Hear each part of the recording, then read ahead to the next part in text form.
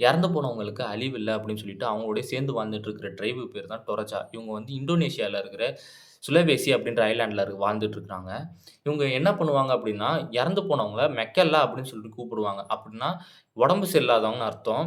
அவங்களுக்கு வந்து ஒரு செப்பரேட்டா ஒரு ரூம் குடுத்து, அவங்களுக்கு வந்து டெய்லியும் ஃபீட் பண்ணி, அவங்களோட ட்ரெஸ்ஸஸ சேஞ்ச் பண்ணி, அது மட்டும் இல்லாம டே டூ டே லைஃப்ல அவங்க வாழ்க்கையில நடக்கிற எல்லா விஷயத்தையும் அந்த இறந்து போனவங்க கிட்ட சொல்லி வாழ்ந்துட்டு இருப்பாங்க. இவங்க எதுக்காக இப்படி பண்றாங்க அப்படின்னா, இவங்க இறந்து போனவங்களுக்கு வந்து ஒரு பெரிய திருவிழாவா கொண்டாடணும். அதுக்கு வந்து நெறைய எரும மாடுகள பலி குடுக்கணும். இதனால பணத்த சேர்க்கறதுக்காக 6 மாசம் ஆனாலோ, இல்ல 1 வருஷம் ஆனாலோ, அவங்க வந்து தன்னோட ஃபேமிலில ஒருத்தவங்களாவே ட்ரீட் பண்ணுவாங்க. அந்த பணத்த சேகரிக்கிற வரைக்கும்.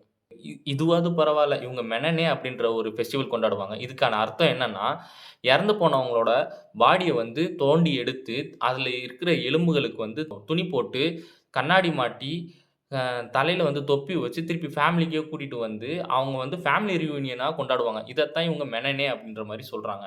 இந்த மாரி வியர்டான கல்ச்சர்ஸ பத்தி நீங்க கேள்விப்பட்டிருந்தா கமெண்ட் செக்ஷன்ல சொல்லுங்க. Thank you.